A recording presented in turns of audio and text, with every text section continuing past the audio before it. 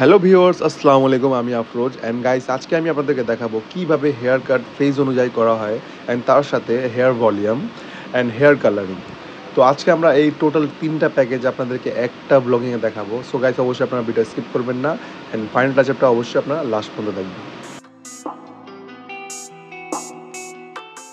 Hello viewers, তো অবশ্যই আমরা চলে আসছি ফুল ব্লগিংয়ে। তো প্রথমে আমরা চুলের কন্ডিশনটা দেখে নিচ্ছি অ্যান্ড অবশ্যই আপনারা দেখতে পাচ্ছেন অ্যান্ড উনি আপনাদের সবচেয়ে একটা সারপ্রাইজের ব্যাপারটা হচ্ছে উনি নোয়াখালী থেকে আসছেন শুধু হেয়ার লুক চেঞ্জ করতে। তো আজকে আমরা প্রথমে ওনার হেয়ার কাটটা করব যাতে ফেজ অনুযায়ী অ্যান্ড হেয়ার কাটটাকে করার পরে তারপরে আমরা ওনার চুলের ভলিউম করব। সো অবশ্যই সেটা দেখার জন্য এবং জানার জন্য আপনারা ভিডিওটা স্কিপ করবেন না অ্যান্ড লাস্ট পর্যন্ত দেখবেন।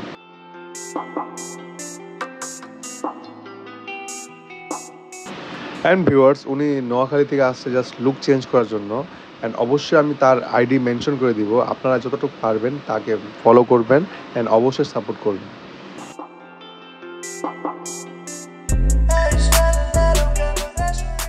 সো গাইজ, আপনারা দেখতে পাচ্ছেন আমাদের দুই সাইডে কিন্তু হেয়ার কাট করা অলমোস্ট হয়ে গেছে অ্যান্ড দুই সাইডের সাথে পিছনের চুলটাকে ম্যাচ করে দিব অ্যান্ড উপরে উনি চাচ্ছেন হালকা একটু স্পাইকি হেয়ার করবে, তো সেটাই করব। অ্যান্ড দেখতে পাচ্ছেন আমি চুলটাকে ভালোভাবে ম্যাচ করে দিচ্ছি যাতে আপনার ফেডটা সুন্দরভাবে একটা শেডু ফেড চলে আসে।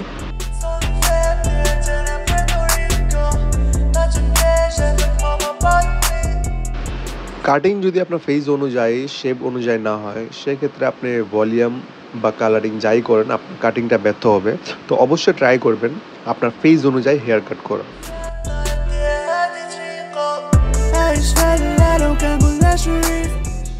অ্যান্ড গাইস, আমাদের সেলুনে অনেক লোক আছে যারা চায় বিভিন্ন সেলিব্রিটিদের মতো লুকের মতো করতে চায়।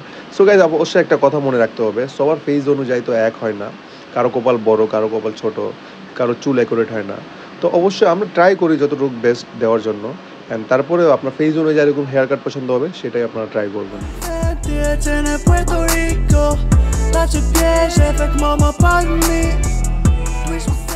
সো গাইস, হেয়ার কাটের পরে আমরা এখন ভলিউম ক্রিম লাগানো শুরু করেছি অ্যান্ড ভলিউম ক্রিম রাখলাম 20 মিনিট অ্যান্ড 20 মিনিট পরে ওয়াশ করে আমরা এখন আয়রন করা শুরু করেছি।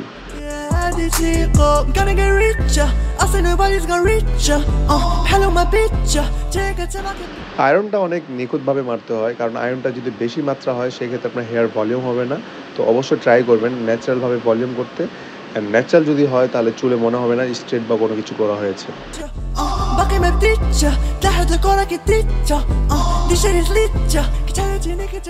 সো গাইস, আপনারা দেখতে পাচ্ছেন আমার কিন্তু আয়রন করা শেষ হয়ে গেছে অ্যান্ড নার্সিং ক্রিম অ্যাপ্লাই করছি অ্যান্ড নার্সিং ক্রিমটাকে 15 মিনিট রাখবো, দেন ওয়াশ করে আমি এখন হাইলাইট স্টিক বের করবো।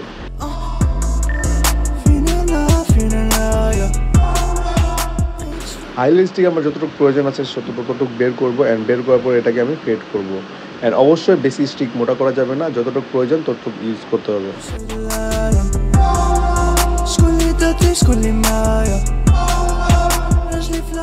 সো ভিউয়ার্স, আপনারা দেখতে পাচ্ছেন আমার কিন্তু ফেড করা শুরু হয়ে গেছে অ্যান্ড যতটুকু পারবো বেস্টভাবে ফেড করবো। দেন আমাদের টাইমিং হয়ে গেছে স্ট্রিমিংয়ের।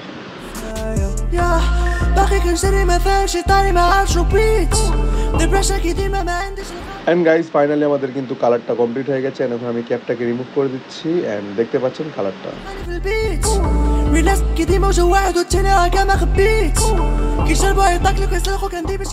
সো গাইস, দেখতে পাচ্ছেন উপরে চুল যেহেতু আমরা ছোট করি নাই, এখন চুলটাকে আমরা সাইজ করে নিচ্ছি যাতে ফেজে সুন্দর একটা স্পাইকি লুক চলে আসে অ্যান্ড দেখতে পাচ্ছেন উপরে চুলগুলোকে হালকা আমি লেয়ার করে দিচ্ছি অ্যান্ড ওনার ফেজের সাথে এই লুকটা কেমন লাগছে অবশ্যই কমেন্ট করে জানাবেন।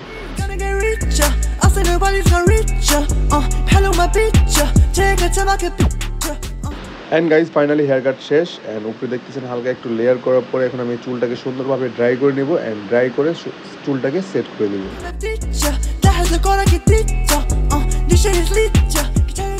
অ্যান্ড গাইজ, ফাইনালি লুকটা চলে আসছে আপনাদের সামনে অ্যান্ড এই লুকটা অ্যান্ড এই কালারটা ওনার ফেসের সাথে ম্যাচ হয়েছে কিনা অবশ্যই আপনারা কমেন্ট করে জানাবেন।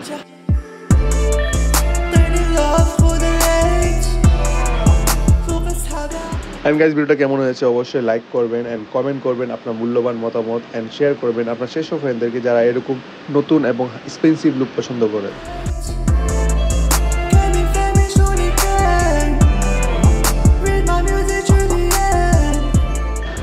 সত্যি বলতে ওনার হেয়ার কাটটা অনেক জোস হয়েছে অ্যান্ড ওনার ফেসের সাথে ম্যাচ হয়েছে অ্যান্ড কালারটা কিন্তু আহামরি দেওয়া হয় না, ওনার চুলে কালার দেওয়া হয়েছে আপনার গোল্ডেন ব্রাউন কালার অ্যান্ড এই গোল্ডেন ব্রাউন হোয়াইট কালারটা ওনার ফেসের সাথে কিন্তু অনেক সুন্দরভাবে চলে আসছে, ওনার স্কিন টোনের সাথে ম্যাচ হয়ে গেছে।